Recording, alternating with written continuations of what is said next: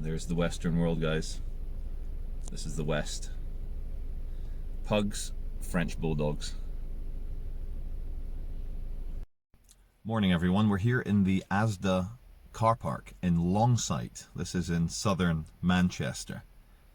It's a very rough area, and there's a reason why we're here. I'm going to tell you. In this very car park where I am parked, last night, late at night, Saturday night, 4 men with large bladed weapons, with all wearing black tracksuits with the hoods pulled up.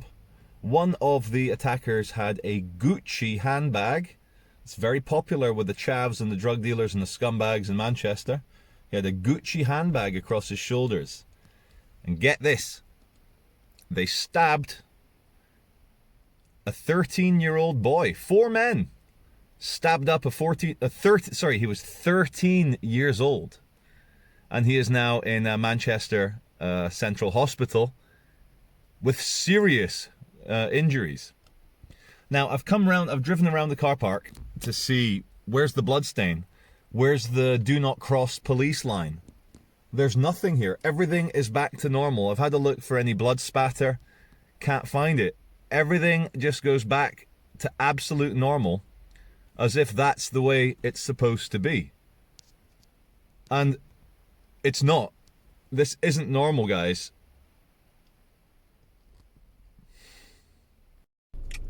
So I was looking up Voltaire, the old French writer from the 1700s. And he famously wrote a book called Candide, an absolute satire on the human condition. That was published in 1790. So Voltaire, he had a very powerful quote, which has got me thinking. And the quote goes as follows: "If there were not a God, it would be necessary to invent him." Now, Voltaire was a believer. He believed in God and all that good theological stuff. And I've been thinking about that quote. If God didn't exist, it would be necessary to invent him. More recently, not 1790, but maybe 90 minutes ago, Dr. Jordan Peterson said, when asked, "Do you believe in God?" He said, well, depends. You have to define what you mean by God. And then he concludes with, "I act as if God existed. I act as if God were real." Makes perfect sense. Makes absolute sense. Now, when I wake up and my brain is malleable and vulnerable and squishy, and the synapses haven't fired enough because I've not drunk enough coffee, when I turn on the MEN, the Manchester Evening News, and I read about feral gangs of hooded scumbags literally attacking young teenagers, 13-year-old boy with big knives, so he's in intensive care in hospital.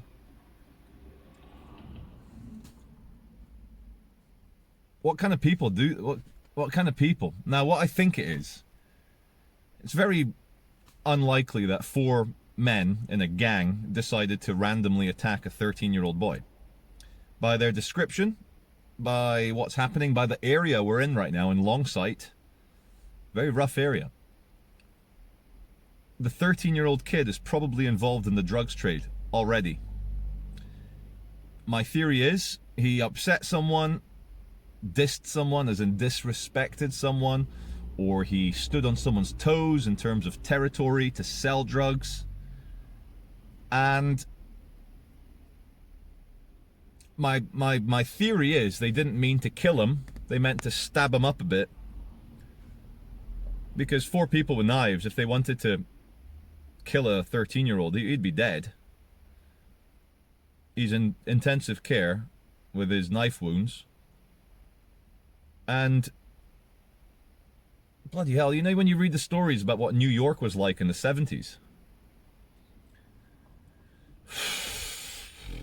and you know, like, because the newspapers don't want to antagonize the public, unless they release suspect images, CCTV images, unless they have no leads, then they're going to say, oh yeah, we're looking for 4 men of this description or this community. But until then, it's absolute mystery.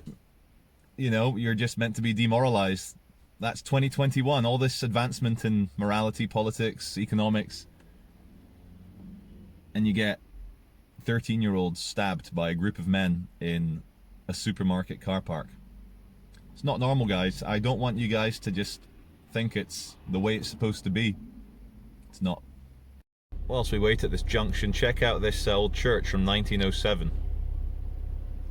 with a sun trying to break through the cloud behind. Now it's been turned into one of these weird African Christian ministries. The Church of God of Prophecy. Yep, let's go worship there. Gotta see what it says in the back of her jumper. Yeah, I know how you feel. I know how you feel. That's too funny. And guess where they are, these poor people? They're outside the, yeah, you can probably guess what that is, can't you? Yeah, it is what you think it is. You know, watching one of my old videos yesterday from 2009 in central London, demographically, it's so incredible how much this country has changed demographically in 12 years, in 11 years. Unbelievable. And my viewers aren't the first people to notice how on these test centers, 9 times out of 10, yep, I'd say at least 90% of the time, all the staff, all the security are foreign nationals. And as I guess a native, I'm a Scottish boy, there is a feeling, you know, when the carpet's pulled out from underneath you, you're put into house arrest, you're banned from traveling, and the people enforcing it are almost like foreign occupying soldiers. It is very disconcerting. And someone needs to talk about this. And it's not racist, it's not discriminatory. It's the exact same reason. Look at that, 0010 ZAP. Good license plate. It's the exact same reason why in Iraq, even though the American occupation maybe was a good idea, the Iraqis, they were not very happy with having Brad, Brett, Justin, Tyrone listening to Western music, sitting in a tank, occupying their neighborhood. In Afghanistan, no matter how many die, they just don't like American or British soldiers occupying their neighborhood. The most famous example from the 20th century would be Vietnam. Even though South Vietnamese and American policy may have been better for the Vietnamese people, are they going to accept foreigners telling them what's right or wrong? Nah. And they actually defeated the biggest military on the planet.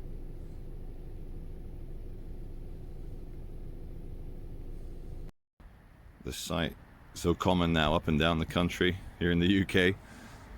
Parks, town squares, markets, everything being turned into COVID-19 testing sites. It's very impressive.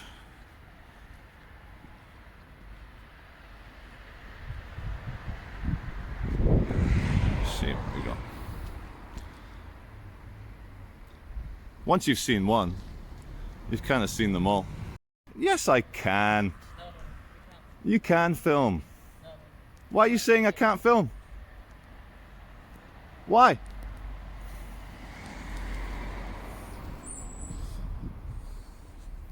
It is okay to film. Do you know why? Because we're in public. This is a public street. Yeah, but you're filming inside. And what's the problem with that? Sir, what's the problem? What's the problem? Look, I'm doing it right now. Do you know why? Because guys, you need to learn this. I'm in the public. I am the public. Sir, I'm talking to you. Please learn. It's okay to film in public. Thank you. What's going on?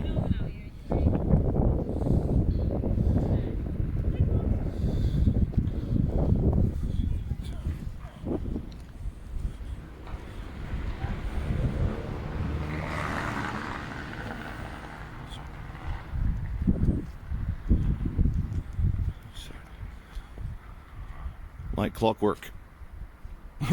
Invading troops, occupying troops, telling me you're not allowed to film, and then they're not that interested to hear why you can film.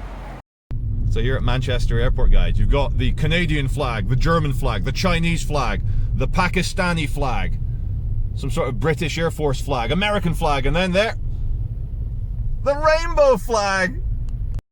Okay guys, we're here at Manchester Airport. I was going to go into the airport pub car park and film the flights taking off, but I just want to quickly go along this very secure perimeter fence, as you can see on my left, and straight ahead is the air traffic control tower. And look at that barbed wire, look at that security. Now, what blows my mind is that as a nation, we understand that people climbing over fences to go and attach devices to airplanes or to do whatever is not a good thing. So we put these fences up. But what did we do at the start of the pandemic? Flights out of Wuhan, flights out of Beijing, flights out of Shanghai, flights out of Hong Kong.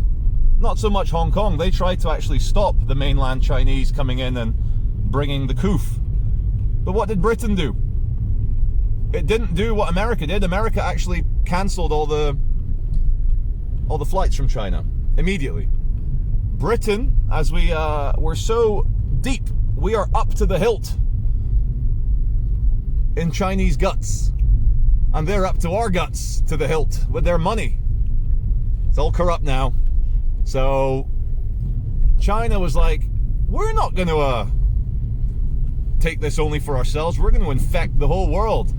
And Britain, if you try and cancel flights, F you, you're not going to get funding for your universities next year. F you, you're not going to get 118,000 Chinese students paying top dollar to fund your universities. You're not going to get Chinese science research money. You're not going to get Chinese trade. You're going to have tariffs.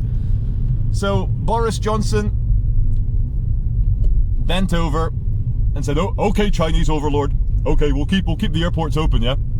And here we are in Britain, 110,000 dead from the pandemic, and another 110,000 dead from missed medical appointments like cancer and other very serious illnesses. Oh God, I'm falling over here. No, I'm not. The camera's falling over.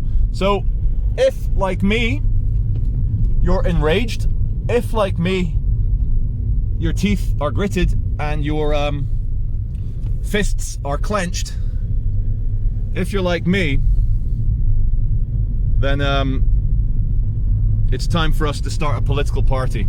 It's got a bit distracted there by those cops, but it is time to start our own party to represent us. Well, what do you know? Here next to Terminal 3, or Terminal 1 actually, the police just saw two armed coppers knock on that house there with the motorbike.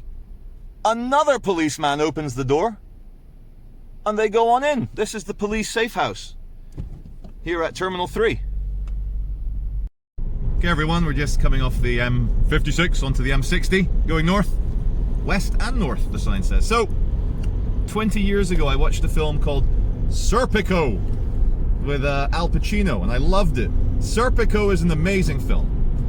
And quick plot, a good cop, a honest cop, a cop with morality, joins a new police station. And they're all corrupt. Every single last one of those pigs. And the film's about his struggles as an honest man in the trough of greedy pigs. And that thought led on to another quote from Voltaire. Voltaire. He's the one who famously said we should take one of the soldiers outside and shoot him pour encourager les autres, to encourage the others. Obviously it's a good piss take, and I always use that, I love that. But Voltaire also said, and you'll probably all know this quote, "It is hard to free slaves from the chains they revere." And why did I get onto these thoughts? Well, I was in my last little segment, I was like, we're going to start a political party. It's going to be called Indigen or Indigene. I've touched upon this 8-9 years ago. It means we're all indigenous to this planet, we're all indigenous to this reality, and no one has the right to control your free behavior. Your free behavior that doesn't affect other people. And the reason why the pandemic is so damaging from a Soviet authoritarian humiliation, demoralization point of view is that the carpet was swept out from under our feet. And now morality isn't the case of you walk around, mind your own business.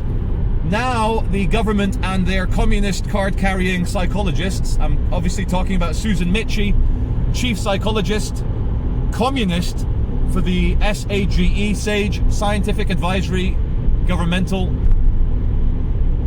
Experts, man, it's the modern priests. The modern priests. Would you leave your child alone with a priest? Would you leave your child alone with an expert? The way they get us with this one is like they're saying, no, you walking around minding your own business, you are killing the elderly, you are spreading this disease, you are ensuring that the lockdown goes on forever. Indigent, you are indigenous. You're not hurting anyone. And then that got me thinking, guys, like, someone like me, I am very much an acquired taste, a very unique taste. Hey, it's Isaac. Hey, Isaac, how you doing? He's a good boy. So, oh shit, let me stop filming, I don't want to get busted. I was only kidding, I knew he wasn't coming for me. You don't chase someone with lights like that on the motorway, but I just wanted to get the shot of the cop. Alright, so, me. I love my viewers. I've got, I reckon, 30,000 regular viewers, and I love you all. You're all good people. And I say that because anyone that likes me is a good person, from my point of view. Most people don't like me. Most people are unnerved around me. Most people find me strange, weird, an outsider. Which is why I don't have 1 million views per video.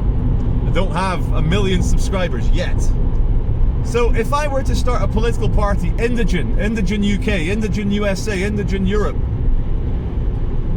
would it have mass appeal? No.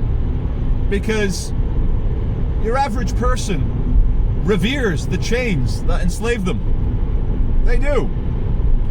And someone like me, speaking common sense, but very fundamental common sense, it is unnerving, it is scary. They are scared that we're going to go back to the grand narratives of the 20th century where everyone starves. Better to have a COVID passport than to be hungry. Better to take my universal basic income and keep my mouth shut about my failed business because I still want to feed my kids.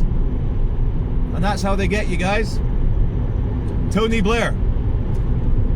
Tony Blair, the butcher of Basra.